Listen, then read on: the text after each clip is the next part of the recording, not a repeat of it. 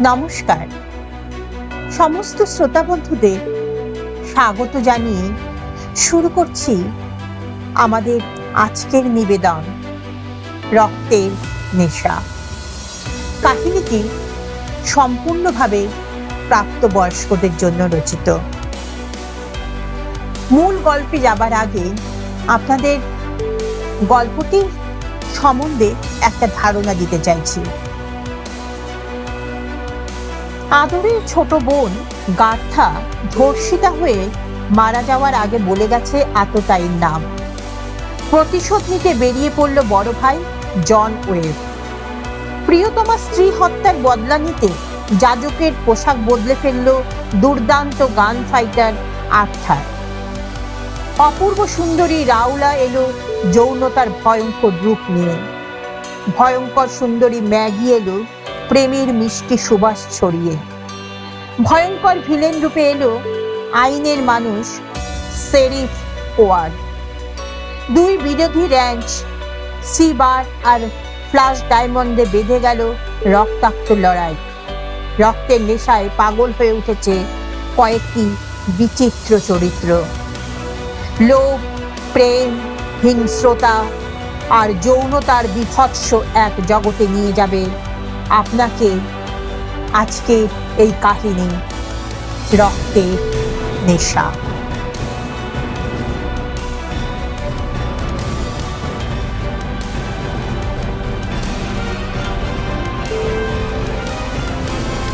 বিশাল প্রান্তরে একা দাঁড়িয়ে আছে একটা কেবিন। কানসাসের সূর্য এখন তাপ বিলিয়ে চলেছে অবিপদ হাতে। গোটা প্রান্তর উত্তপ্ত, আর সেই উত্তাপের আঁচ যেন কেবিনের ভেতরেও লাগছে।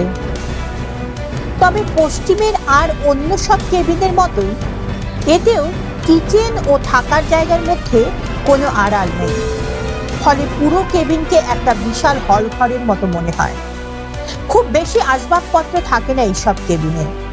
কটা চেয়ার, একটা গোল টেবিল এবং শোয়ার জন্য দু একটা বিছানা। এতেও তার কোনো ব্যতিক্রম নেই, শুধু শোয়ার জন্য আলাদা দুটো বাঙ্ক। কেবিনে কিছুক্ষণ আগেই লন্ডভন্ড কাণ্ড ঘটে গেছে। চোখে মুখে একরাশ আতঙ্ক মেখে ভয়াবহ দুজন লোকের দিকে তাকিয়ে আছে অনিন্দ সুন্দরী এক যুবতী। কিন্তু ত্রাসে শঙ্কায় ওর চেহারা কালো দেখাচ্ছে এখন।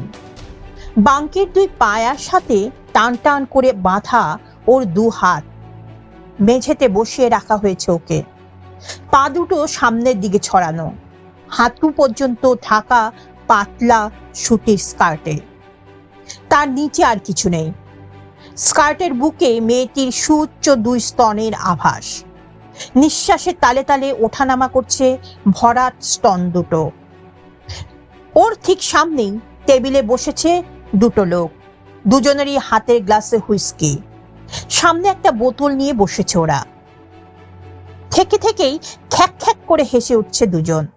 বিকৃত কামনায় ওদের মুখ বেঁকে গেছে। সারাক্ষণ তাড়িয়ে তাড়িয়ে দেখছে ওরা মেয়েটিকে। ওদের দৃষ্টির সামনে অসহায় বোধ করছে মেয়েটি। ঘরে কাজ করছিল ও। সকালের রোদ সবে গড়াতে শুরু করেছে মধ্য গগনের দিকে। কিছুক্ষণ আগেই বেরিয়ে গেছে ওর বড় ভাই জন ওয়েব শহরের দিকে। ফিরতে দুপুর হয়ে যাবে। রান্নার কাজে ব্যস্ত ছিল গার্থা ওয়েব। ঠিক এমন সময় বিনা মেঘে বজ্রপাতের মতো আবির্ভূত হলো দুজন অশ্বারোহী। দুজনেই বিশাল দেহী। প্রথমে ওরা একজনের সঙ্গে কথা বলে। জন নেই জেনে রিভলভারের মুখ থেকে ঠেলে নিয়ে আসে কেবিনের ভেতর। প্রথমে ওরা জনের কথা জিজ্ঞেস করে। জন নেই জেনে রিভলভারের মুখে ওকে ঠেলে নিয়ে আসে কেবিনের ভেতর। প্রথমে কয়েকবার জিজ্ঞেস করে লুটের টাকা কোথায় রেখেছে জন। বিস্মিত হয় গার্থা, কারণ জন সেরেফ একজন খেটে খাওয়া মানুষ। লুট, ডাকাতি এসবের মধ্যেও নেই মোটেও। ওদের কথার প্রতিবাদ করতেই ওদের চেহারা কঠোর হয়ে ওঠে। তারপর আর বাক্য ব্যয় না করে ওকে বেঁধে ফেলে বাঙ্কের পায়ার সাথে। সেই থেকে ওরা কেবল মদ খাচ্ছে আর ওর দিকে তাকিয়ে তাকিয়ে হাসছে খ্যাক খ্যাক করে। ভয়ে বুকটা হিম হয়ে আসছে গার্থার। মাথায় স্টেটসন পরা লোকটা অন্যজনের উদ্দেশ্যে বলল, আলফ, শুধু মুখের কথায় কাজ হবে না, তাই না? আমারও তাই মনে হয়, ডাচ, চিন্তিত ভঙ্গিতে বলল আলফ নামের লোকটা। তবে ছুকরিটা খাসা। হ্যাঁ হ্যাঁ করে হাসলো ডাচ। ওর চোখে কামনার মোদির দৃষ্টি। গতরে হাত পড়লে কথা বলতেও পারে। তাই হোক তাহলে। শরীরটাও বড় আনচান করছে ওকে দেখার পর থেকে। উঠে দাঁড়ালো দুজনেই একসঙ্গে। গার্থা আতঙ্কে আরো সিঁটিয়ে গেল, কিন্তু নড়াচড়ার উপায় নেই। বাধা যে দেবে তাও হবার নয়। তাছাড়া শক্তিশালী দুজন পুরুষের সঙ্গে সে পেরে উঠবে কি করে? এ সময় যদি জন এসে পড়তো, কিন্তু ও জানে এখন জন আসবে না। ফিরতে ফিরতে দুপুর, এরই মধ্যে যা সর্বনাশ হবার হয়েই যাবে। গার্থার সামনে এসে দাঁড়িয়েছে ওরা দুজন, চোখে নগ্ন লালসা। অনুনয় ভরা দৃষ্টিতে চাইল ওদের উদ্দেশ্যে। গার্থা বলল, জনের সাথে যদি তোমাদের কোনো গন্ডগোল থাকে, তার জন্য আমি কেন শাস্তি পাবো বলো? আমার কোনো ক্ষতি করো না তোমরা, দোহাই তোমাদের। তা তো আর হয় না সুন্দরী, বলল ডাচ। আলফও সঙ্গে সঙ্গে কথা বলে উঠল, শুধু হাতে ফিরে যেতে পারি না আমরা। হার কিছু না হোক, একটু আনন্দ তো লুটে পুটে নেব। দোহাই তোমাদের, কাতরে উঠল গার্থা। আমাদের দয়া টয়া নেই সুন্দরী, দয়া করলে আনন্দ পাবো কোথায়?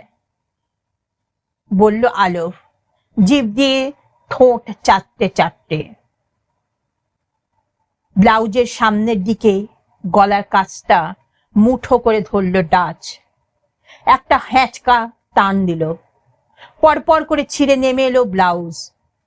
ফর্সা উন্নত স্তন দুটো উন্মুক্ত হয়ে পড়ল মুহূর্তেই। ডাচের টানের ধাক্কায় থরথর করে কাঁপছে উঁচু স্তন দুটো। সম্মোহিতের মতো ওদিকে চেয়ে আছে ডাচ। হাঁটু গেড়ে বসে আছে গার্থার পাশে। এটা আর থাকে কেন বলেই আলফ এক টান মেরে স্কার্টটা খুলে ফেলল। স্কার্টের কোমরে ইলাস্টিক থাকায় ওটা আর ছেঁড়ার প্রয়োজন পড়ল না। পা দুটো গুটিয়ে বুকের কাছে নিয়ে এলো গার্থা, লজ্জা ঢাকার জন্য, কিন্তু পারল না। এক থাবা মেরে হাঁটু দুটো দুদিকে সরিয়ে দিল আলফ। চমক ভাঙল ডাচের, বলে উঠল, থামো, আমি প্রথমে। স্ট্রাক করল আলফ। ঠিক আছে, তুমি আগে, তারপর আমি, তারপর তুমি, তারপর। নিজের প্যান্টের বেল্টটা খুলে ফেলে গার্থার নগ্ন যৌবনের ওপর ঝাঁপিয়ে পড়ল ডাচ। চিৎকার করে উঠল গার্থা, কিন্তু কিছুক্ষণ পর দুই উন্মত্ত পুরুষের উন্মত্ততা ছাড়া আর কিছুই রইল না ঘরের ভেতর। কেবিনে কিছু একটা গোলমাল আছে নিশ্চয়ই, জন ওয়েব ভাবছে এগুতে এগুতে। ওর প্রিয় ঘোড়া সোরেলের পিঠে চেপে আসছে জন ওয়েব। এখন কেবিন থেকে বড় জোর 100 গজ দূরে আছে ও। কেবিনের বাইরের দিকে রং নেই, রোদ জ্বলা চেহারা ওটার। জন ওয়েবের পিঠে অকৃপণ ভাবে ঢালছে সূর্য ওর খরতাপ। পুরে কয়লা হবার জোগাড় ওর। কেবিনের বাইরে কোনো আলামত নেই। সকালে যেরকম দেখে গেছে ঠিক সেই রকমই দেখাচ্ছে এখনো, কিন্তু কেমন যেন অস্বস্তি চেপে বসেছে ওর মনের ভেতর। এখন কিচেনের চিমনি থেকে ধোঁয়া ওঠার কথা, কিন্তু উঠছে না। তাছাড়া গেটটাও খোলা। গার্থার তো এতটা অসাবধানী হবার কথা নয়।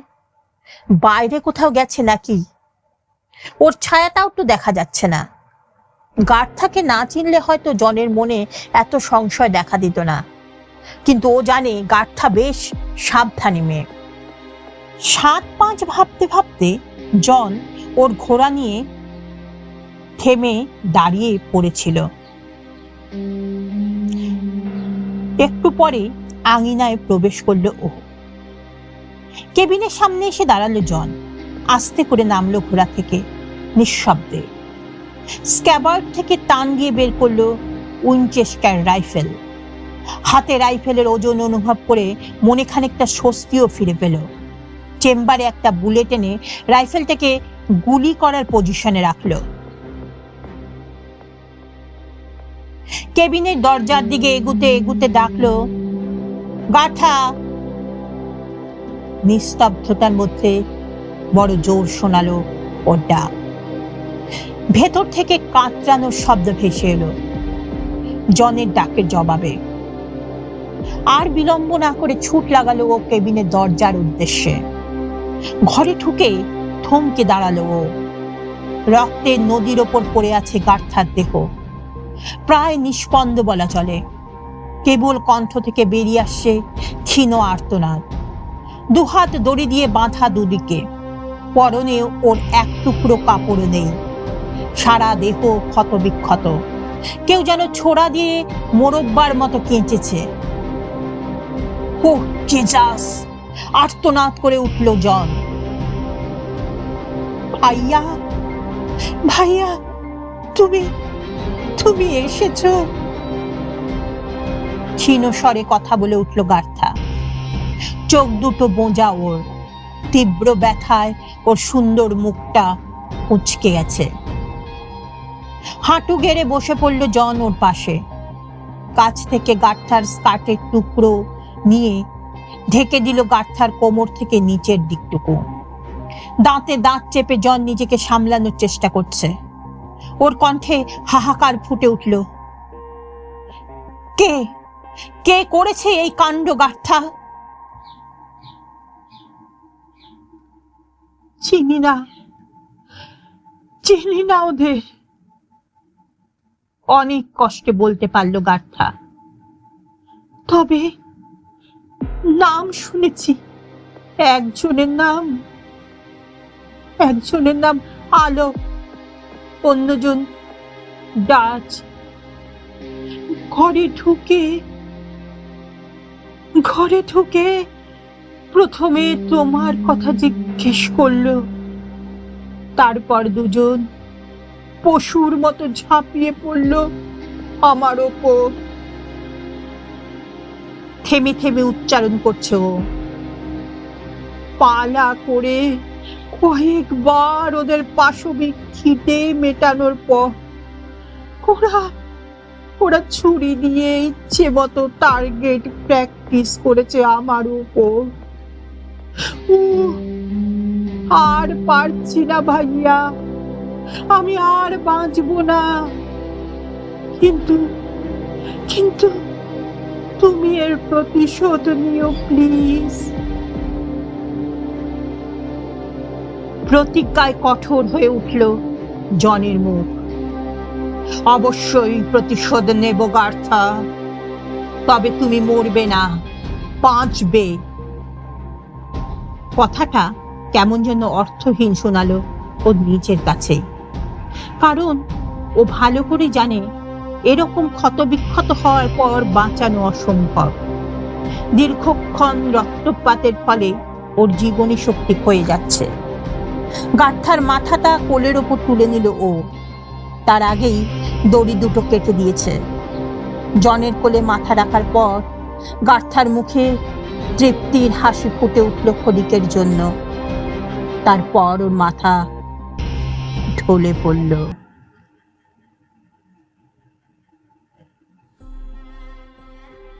পরদিন সকাল, কেবিনের কাছেই একটা ঢালে গার্থাকে কবর দিয়ে জন ওয়েব রওনা দিল সুইট ক্রিকের দিকে। প্রয়োজনীয় কাপড় চোপড় এবং অস্ত্রশস্ত্র নিয়ে বেরিয়েছে ও। প্রয়োজনে পৃথিবীর ও প্রান্ত পর্যন্ত ধাওয়া করবে গার্থার খুনিদের ধরার জন্য। আগন্তুক দুইজন সুইট ক্রিকের লোক নয়, হলে গার্থা চিনতে পারত। শেরিফের কাছে হয়তো কোনো সন্ধান পাওয়া যেতে পারে, কিন্তু পাওয়া গেল না। শেরিফের সাথে কোনো রকম লোকের দেখাই হয়নি। সেলুনে গিয়ে খোঁজ নিয়ে আশাবাদী হয়ে উঠল জন। বারকিপার জানালো গতকালই এসেছিল লোক দুটো। জনের কেবিন কোন দিকে তাও জিজ্ঞেস করেছিল ওরা। লোক দুটো ওমিং এলাকার গ্রেস শহর থেকে এসেছিল বলে জানায়। এ কথা জানার পর জন আর সময় নষ্ট করেনি, দ্রুত রওনা হয়ে গেছে ওমিং অঞ্চলের দিকে। সুইট ক্রিক থেকে ওমিং গ্রেজ শহরের বেশ দূরে। এই দীর্ঘ পথ চলার পর জন বুকে প্রতিশোধের আগুন নিয়ে পৌঁছলো গ্রেজে। পিঙ্ক লেফি গ্রেজের সবচাইতে ব্যস্ত সেলুন। জনওয়েব ধীরে ধীরে ঢুকলো ওঠে। ঘোড়াটা বাইরে বেঁধে রেখে এসেছে ও। এখন পর্যন্ত গার্থার হত্যাকারীর কোনো হদিশ পায়নি। গ্রেজে এসে থাকলে অনেক আগেই এসেছে ওরা। সুইট ক্রিকের বারকিপারের কাছ থেকে পাওয়া গেল ওদের চেহারা বর্ণনা এবং গার্থার কাছ থেকে পাওয়া নাম দুটো ছাড়া আর কোনো সম্বল নেই জনের কাছে ওদের খুঁজে বের করবার জন্য। তবে যে করে হোক ওদের খুঁজে বের করতেই হবে। এরকম নানা কিছু ভাবতে ভাবতে জন বার থেকে হুইস্কি নিল। গ্লাসটা নিয়ে একটা টেবিলের উদ্দেশ্যে পা বাড়াতে গিয়ে দাঁড়ালো ও। সেলুনের দরজায় দাঁড়িয়ে একটা লোক, সুচলো চেহারা, চোখে পাগলের মতো দৃষ্টি। ডাচের চেহারার বর্ণনা দিতে গিয়ে সুইট ক্রিকের বার কিপার এরকম চেহারার কথাই বলেছিল। লোকটার ডান হাত ডান অরুর সাথে বাঁধা হোলস্টারের কাছাকাছি রয়েছে।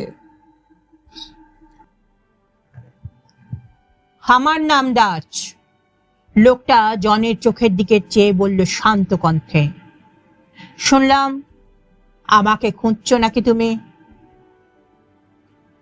সাবধান হলো জন, বলল হ্যাঁ খুঁজছি তোমাকে, আমার বোনের মৃত্যুর ব্যাপারে তোমার সাথে আলাপ করবার জন্য। তাই নাকি? খ্যাক খ্যাক করে হেসে উঠল ডাচ নামের লোকটা। ওর হাত চলে গেছে হোলস্টারের উপর, রিভলভারের বাটে। ও ব্যাপারে আবার আলাপ কিসের? যাগ্গে এখনই তোমার কৌতূহল মিটিয়ে দিচ্ছে। একই সঙ্গে কয়েকটা ঘটনা ঘটে গেল মুহূর্তের মধ্যে।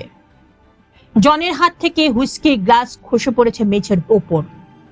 এরই মধ্যে সেলুনে গভীর নিস্তব্ধতা এসে গিয়েছিল। গ্লাস ভাঙার শব্দে আবার সবকিছু জীবন্ত হয়ে উঠল। গ্লাসটা ছেড়েই জন ঝাঁপ দিয়ে পড়ল বাঁ দিকে, কিন্তু তার আগেই গর্জে উঠেছে রিভলভার। বগলের কাছে শার্টের আস্তিনে টান পড়ল, কিন্তু ওদিকে কেয়ার করল না জন। ঝাঁপ দিয়ে পড়েই দ্রুত দুটো গড়ান খেল। এর মধ্যেই ওর হাতেও রিভলভার চলে এসেছে। শুয়ে শুয়েই গুলি চালালো জন। একটা গুলি ডাচের কপালে তৃতীয় নয়ন তৈরি করেছে, অন্য গুলি লেগেছে বুকে, ঠিক হৃৎপিণ্ডের ওপর।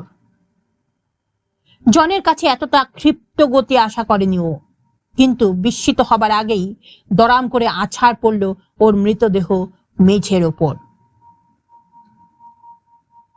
খবরদার, আর কোনো গোলমাল নয়। বার কিপার বেরিয়ে এসেছে। ওর হাতে শটগান, সোজা জনের বুকের ওপর তাক করে আছে। রিভলভার ছেড়ে উঠে দাঁড়াও, নির্দেশ দিল লোকটা। লোকটার দিকে রিভলভারের নল ঘোরাবার আগেই শটগানের .45 ক্যালিবারের গুলি ওর বুক ঝাঁঝরা করে দেবে। খবরদার, আর কোনো গোলমাল নয়। বার কিপার বেরিয়ে এসেছে। ওর হাতে শটগান, সোজা জনের বুকের উপর তাক করে আছে। রিভলভার ছেড়ে উঠে দাঁড়াও, নির্দেশ দিল লোকটা। জন বুঝল লোকটার দিকে রিভলভারের নল ঘোরাবার আগেই শটগানের .45 ক্যালিবারের গুলি ওর বুক ঝাঁঝরা করে দেবে, তাই কোনো রকম ঝুঁকি নিল না ও। রিভলভারের মেঝের ওপর ফেলে দিয়ে একান্ত বাধ্য ছেলের মতো উঠে দাঁড়ালো, দুহাত ঘাড়ের কাছাকাছি, আত্মসমর্পণের ভঙ্গিতে তুলে ধরল। জন বলল বারকিপারের উদ্দেশ্যে, দেখো আমার কোনো দোষ নেই, ওই প্রথম গুলি চালিয়েছে, তুমিও দেখেছো নিশ্চয়ই। ওসব কথা আইনের লোকদের বলো, বলল বারকিপার শান্ত কণ্ঠে। হাতের শটগান এক চুলো নড়ছে না।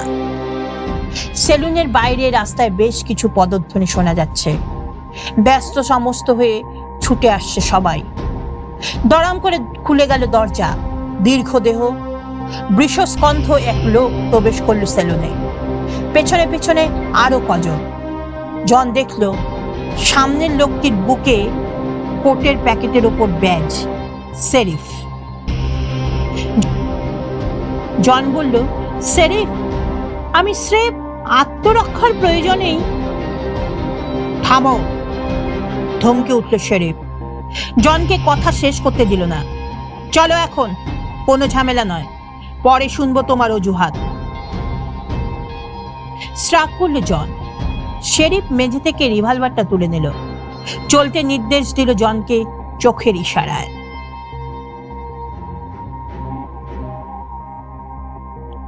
খুব ভোরে অন্ধকার থাকতেই ঘুম ভেঙে গেল জন ওয়েবের। উঠে দেখলো সেলের ভেতর ঘুমিয়েছিল ও। সারা গায়ে মাথায় তীব্র ব্যথা। উঠে বসতেই ব্যথায় মুখ কুঁচকে গেল ওর। মনে পড়ল সেলুন থেকে বের হবার সময় কে যেন পেছন থেকে মাথায় আঘাত করেছিল। তারপর আর কিছুই মনে নেই। সেল করিডরে একটা লণ্ঠন মিটমিট করে আলো বিলিয়ে যাচ্ছে। কোনো জানালা দেখতে পাচ্ছে না, সুতরাং পালানোর চিন্তা করাও বৃথা। ডেভিড কোয়ার্ড ওর সঙ্গে দেখা করতে আসবে কিছুক্ষণের মধ্যেই।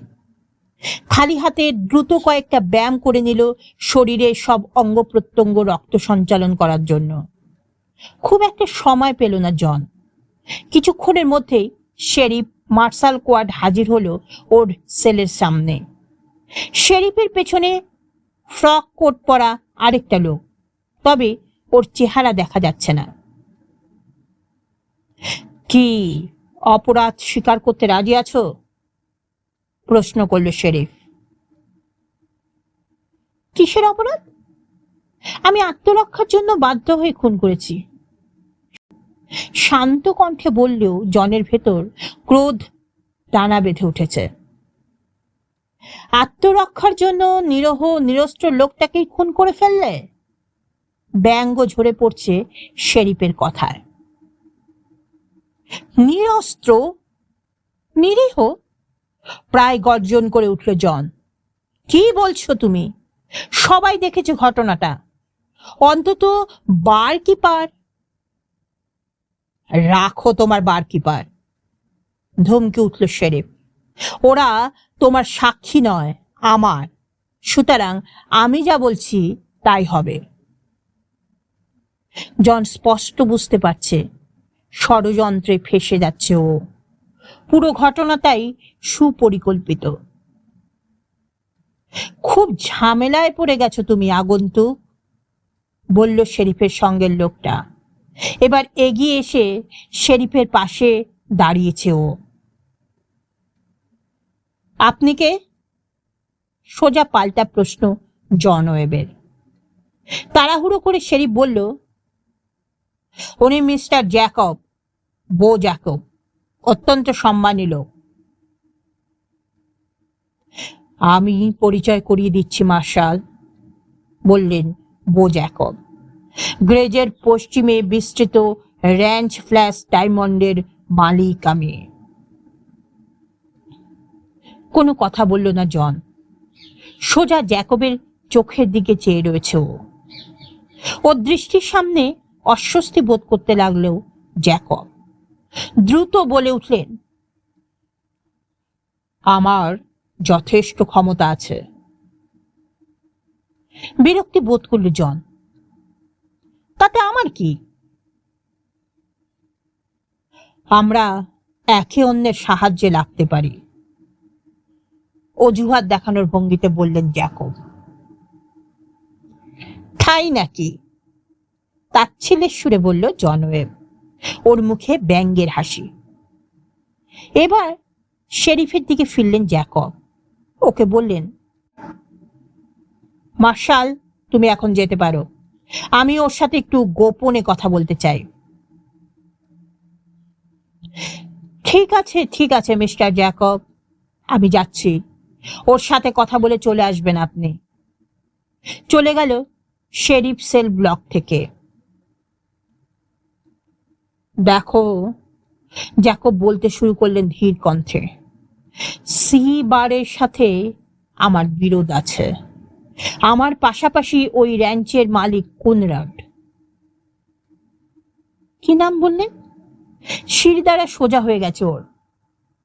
কুনরাড? কেন, চিনতে পারছো নাকি? ভিস কুনরাড আর আলফ কুনরাড দুই ভাই। জনির মুখ ভাব পরিবর্তিত হতে দেখে আরো অবাক হলেন জ্যাকব। আলফ কুনরাডের সাথে আমারও একটা হিসাব আছে, ওটা ঢুকিয়ে ফেলতে হবে। মুখমণ্ডল কঠোর হয়ে উঠেছে জনের, প্রতিশোধের আগুন জ্বলছে ওর দু চোখে। আলফের সাথে তোমার কি ব্যাপার? বিস্মিত কণ্ঠে জিজ্ঞেস করল জ্যাকব। ওটা আমার ব্যক্তিগত ব্যাপার, শীতল কণ্ঠে জবাব দিল জন ওয়েব। যাকগে, আমার কথা হচ্ছে তোমার সাথে একটা চুক্তিতে উপনীত হতে চাই। সেলের ভেতর থেকে আমি শুধু আপনার কথা শুনতেই পারি, কোনো কথা বলা সম্ভব নয় আমার পক্ষে। তোমাকে সেল থেকে বের করার ব্যাপারটা আমার উপর ছেড়ে দাও, এ নিয়ে তোমাকে ভাবতে হবে না। ঠিক আছে, বলুন। শুনেছি তুমি মারাত্মক একজন গান ফাইটার। তোমার মতো একজন গান ফাইটার খুঁজছি আমি অনেক দিন থেকেই। আমার র্যাঞ্চের লোকদের মধ্যে ইদানিং সাহসের যথেষ্ট অভাব লক্ষ্য করছি। তুমি কাজ করবে আমার পক্ষে? একটু ভাবল জন। এই সময় জ্যাকব অনিশ্চয়তার দোলায় দুলতে লাগলেন। অবশেষে জন বলল,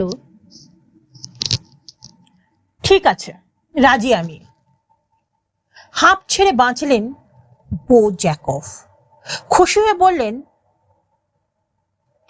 আমি যাই, শেরিফের সাথে কথা বলে আসি। বেরিয়ে গেলেন জ্যাকব সেল ব্লক থেকে।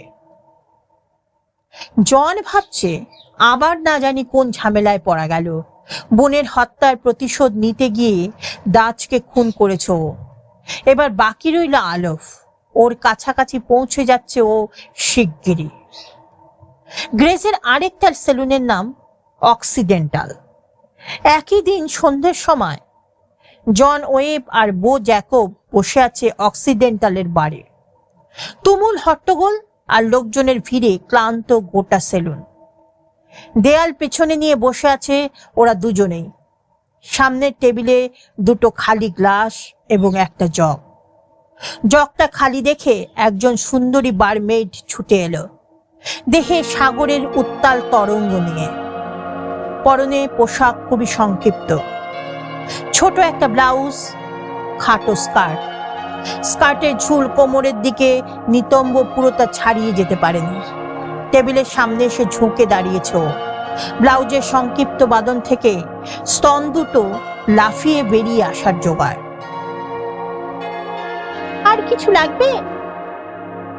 মুখে কামাতুর হাসি ফুটিয়ে জিজ্ঞেস করলো ও। না, এখন আর না, আমাদের জরুরি কিছু কথাবার্তা আছে, সেগুলো সেরে নিন, তারপর, বললেন বো জ্যাকব। ঠিক আছে, মেয়েটি চলে গেল। বো জ্যাকব জনের উদ্দেশ্যে বললেন, তাহলে তোমার সাথে কথাবার্তা পাকা হয়ে গেল। তুমি কাজ করছো আমার র্যাঞ্চের হয়ে। আর কোনো কথা? না, আর কোনো কথা নেই, বলল জন। তবে বার কাউন্টারের ওদিক থেকে কয়েকটি মেয়ে তাকিয়ে আছে আমাদের টেবিলের দিকে। খুব সুবিধাজনক মনে হচ্ছে না আমার। ওদিক থেকে চোখ ফিরিয়ে জ্যাকব বললেন, ঘাবড়াচ্ছ কেন? ওরা স্রেফ মেয়ে মানুষ। আবার ওদিকে গলা ছড়িয়ে ডাকলেন, এই লুসি, এদিকে এসো।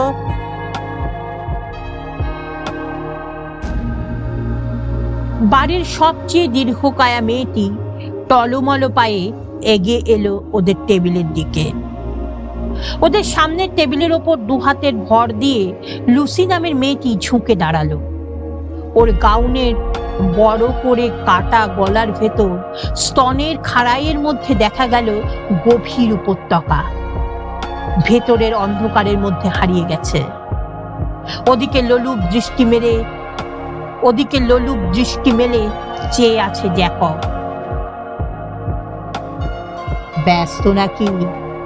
লুসিকে জিজ্ঞেস করলেন জ্যাকব। না না, কেন? পাল্টা প্রশ্ন করল লুসি। চলো তাহলে যাওয়া যাক, রাতটা একসাথেই কাটাই। লুসির উদ্দেশ্যে কথা কটা বলে দাঁড়ালেন জ্যাকব। জনের উদ্দেশ্যে বললেন, তোমার জন্য ওপরে একটা রুম ঠিক করা আছে, যাও বিশ্রাম নাও, কেমন? ঠিক আছে, আমিও যাচ্ছি এখনই।